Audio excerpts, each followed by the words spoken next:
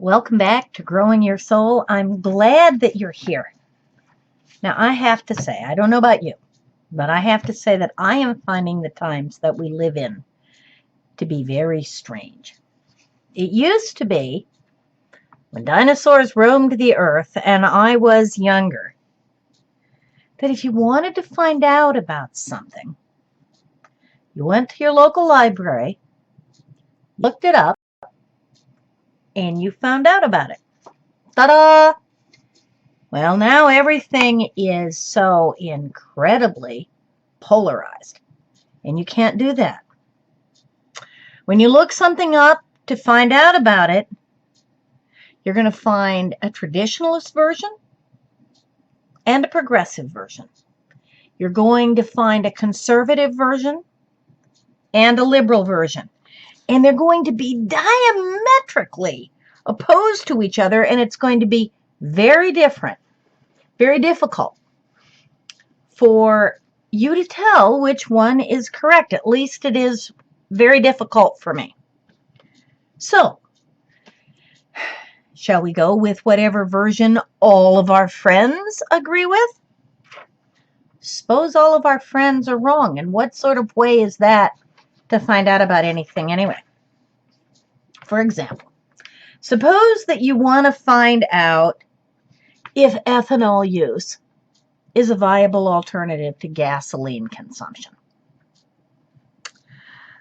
Or suppose that you want to know if there are any downsides if a woman gets an abortion. Or suppose you want to find out if the United States should have stayed in Afghanistan, or if the United States should have closed Gitmo.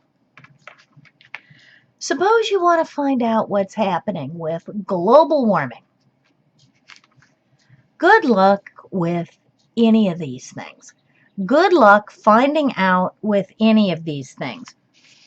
And you can't find out without doing a whole lot of research yourself. And even then, you can't trust the results of studies that you're going to look up until you know the politics of whoever funded those studies.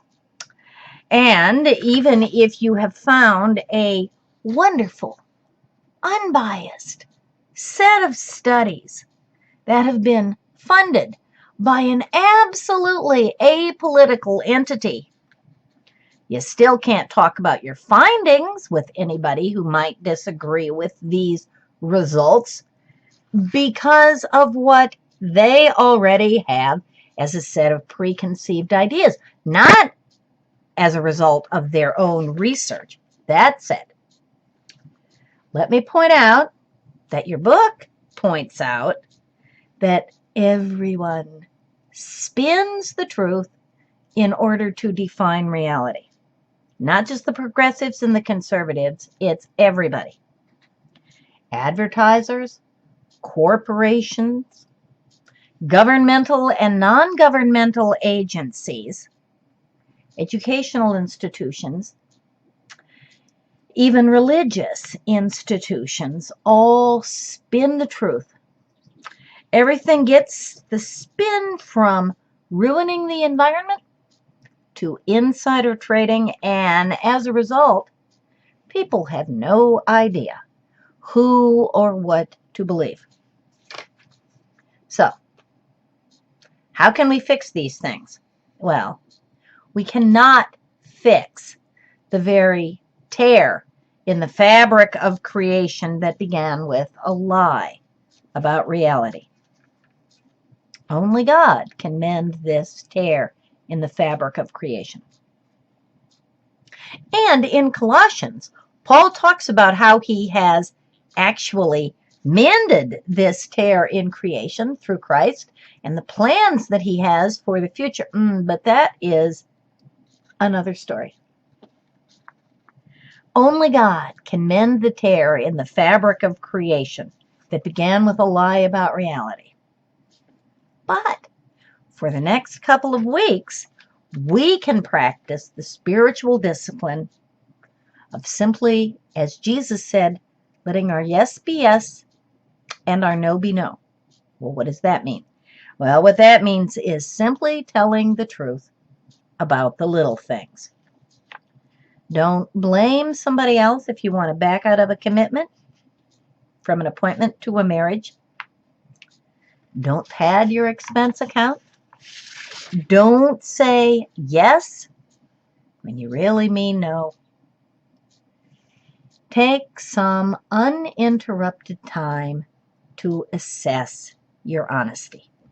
Think back over the past week. When have you used a sliding scale of honesty, exaggeration, partial truths to get what you want?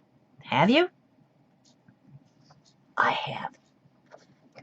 Where have you been tempted to stretch the truth? To take advantage of a privilege? Break a commitment? Outright lie? And this coming week, as a spiritual discipline, practice not exaggerating, not rationalizing.